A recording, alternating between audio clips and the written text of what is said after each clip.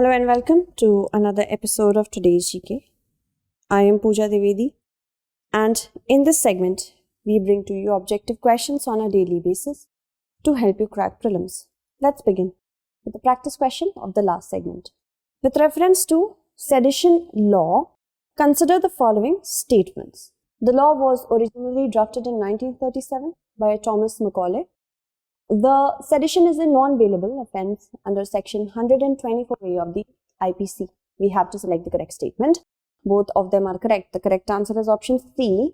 A Silchar-based journalist was recently booked under multiple charges, including section 124A, that is sedition of the IPC, for an alleged objectionable article he wrote for his news portal. Sedition law was originally drafted in 1837 by Thomas Macaulay, the British historian politician, but was inexplicably omitted when the IPC was enacted in 1860. Punishment under the sedition is ranging from imprisonment up to 3 years to a life term, to which fine may be added, and a person charged under this law is barred from a government job.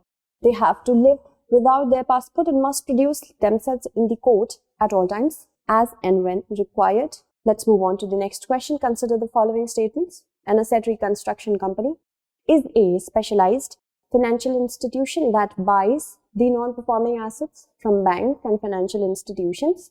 The SARFAESI Act of 2002 provides a unified mechanism to tackle NPAs in the farm sector. Moving on, let's talk about the statements which is or are correct. First is correct, second is incorrect. The correct answer is option A. To improve recovery of bad loans in the agricultural sector, leading banks have made a pitch for setting up an asset reconstruction company specifically to deal with collections and recoveries of the farm loans. An asset reconstruction company is a specialized financial institution that buys the non-performing assets from banks and financial institutions so that they can clean up their balance sheet. This helps banks to concentrate on normal banking activities. Banks, rather than going after the defaulters by wasting their time and effort, can sell these bad assets to the ARCs at a mutually agreed value. The SARFAESI Act of 2002 provides the legal basis for the setting up of ARCs in India. At present, there is neither a unified mechanism to tackle NPAs in the farm sector nor a single law that deals with enforcement of mortgages created on agricultural land. Agriculture being a state subject, the recovery laws wherever agricultural land is offered as collateral varies from state to state, and that is why it is a problem. The World Programme of Action initiative recently seen in the news is related to. It is related to global strategy to enhance disability prevention. The World Programme of Action is a global strategy to enhance disability prevention, rehabilitation and equalization of opportunities, which pertains to full participation of persons with disabilities in social life and national development. The WPA also emphasizes the need to approach disability from a human rights perspective. According to the World Health Organization, more than 1 billion people experience disability, and this figure is predicted to rise due to part of population aging and an increase in the prevalence of non-communicable diseases, as per the National Statistics Office report on disability released last year, 2020. About 2.2% of India's population lives with some kind of physical or mental disability. Theme is leadership and participation of persons with disabilities towards an inclusive, accessible and sustainable post-COVID-19 world. You have to remember the themes as well because it could be asked in your, at least in state PCS and now in IAS as well. Moving on. Consider the following statements regarding the Pradhan Mantri Shram Yogi Maandhan pension scheme. It is a central sector scheme administered by the Ministry of Labour and Employment. An unorganized worker between 18 to 40 years of age is eligible for the scheme. So we have to select the correct statement. Both of them are correct. The correct answer is option C.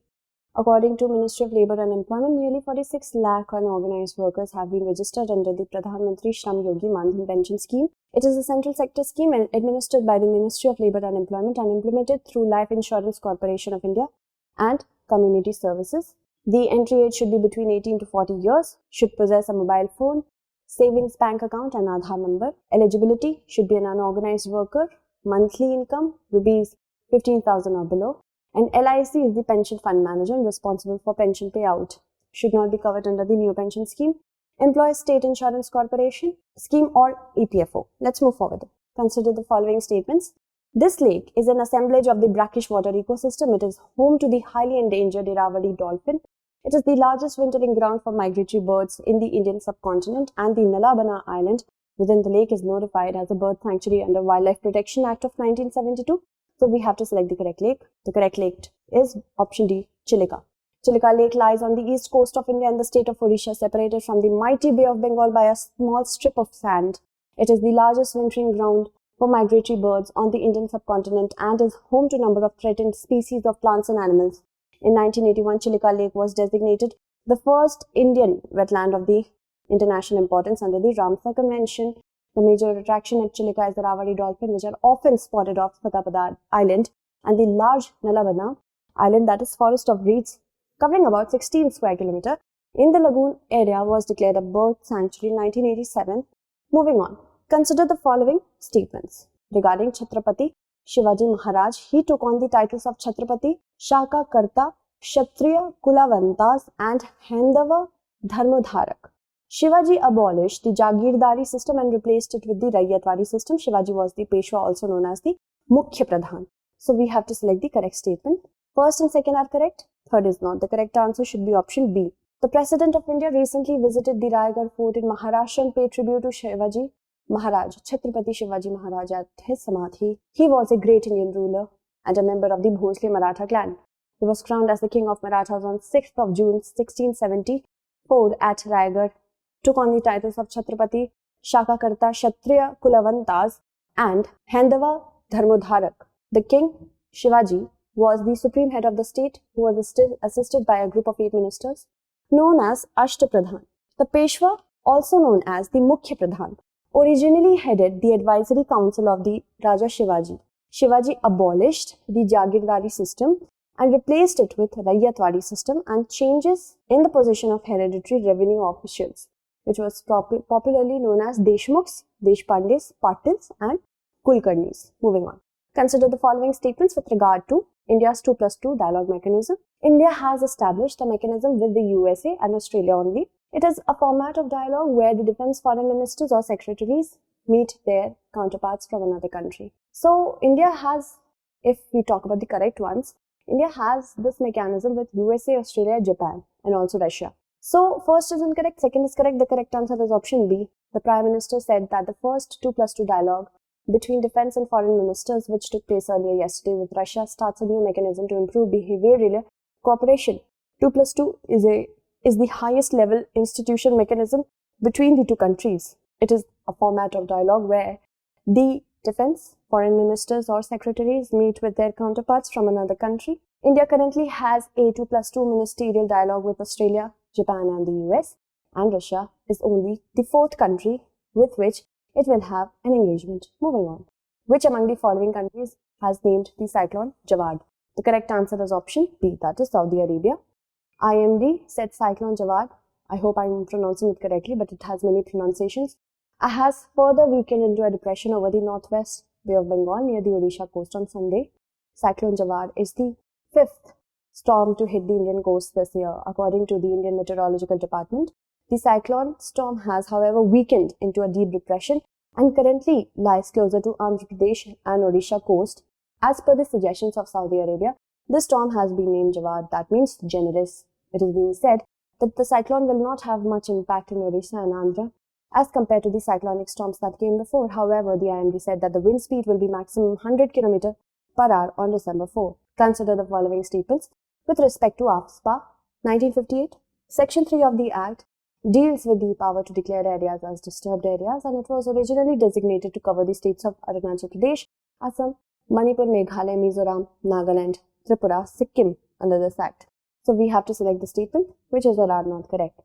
First is correct, second is not, because Sikkim was never a part of it. The correct answer should be option B, that is 2 only. After 14 civilians were killed in a firing incident in an area between Tiruvanuting village in Nagaland's Mon district, involving security forces, several civil society groups, student organizations, NGOs, political parties, and tribal groups have raised their voices demanding the immediate repeal of Armed Forces Special Powers Act in the northeastern region. Let's know about OPSPA.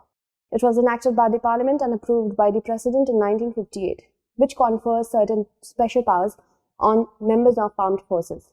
comprising of military forces, air forces operating on the ground as land forces, and any other armed force of the Union, that is CRPF, BSF, ITBP. It aims to carry out proactive operations against the insurgents in highly hostile environment. They have the authority to prohibit a gathering of 5 or more persons in area. Let's know about Section 3. The central government or the governor of the state or administrator of the union territory can declare the whole or part of the state or union territory as a disturbed area. An area can be disturbed due to differences or disputes between members of different religious, racial, language or regional groups or caste and communities. It originally was designated to cover the states of Arunachal Pradesh, Assam, Manipur, Meghalaya, Mizoram, Nagaland and Tripura. Barail Wildlife Sanctuary is situated in the state of. The correct answer is option D, Assam. The Assam police have charged the editor and co-owner of a local news portal in the Barak Valley with sedition for a November 28 editorial deemed to promote enmity between the Assamese and Bengali-speaking people of the state. The Barak Valley is dominated by Bengalis and the Brahmaputra Valley by the Assamese speakers. Barak Valley comprises 3 districts, namely Kachar, Hailakandi and Karimganj, and is majorly Bengali dominated. The Barak Valley is located in the southern region of Indian states of Assam. Main city of the valley is Silchar. Region is named after Barak River. Barail is the only wildlife sanctuary of the Barak Valley region. The Asian elephant has already vanished from most of the valley. Moving on. Consider now this question, which says which country has recently declared a diplomatic boycott of Beijing Winter Olympics. The correct answer is option D, USA. The Biden administration announced on Monday that US officials will not attend the 2022 Winter Olympics in Beijing after China pledged unspecified countermeasures against any such diplomatic boycott. The US boycott would not prevent its athletes from competing in the games. The US is next due to host an Olympics in 2028 in Los Angeles, raising the question on how China will respond. Beijing says it opposes the politicization of sports, but it has punished American sports leagues in the past, including the National Basketball Association for running afoul of its political red lines. Let's move on to the practice question. Which of the countries share a border with Ukraine? Turkey, Georgia, Slovakia, Belarus. So we have to select the correct answer. I hope you'll be answering it correctly in the comment segment. That's it for today. Tomorrow we shall meet again with another segment. Until then, stay updated and thank you so much for watching.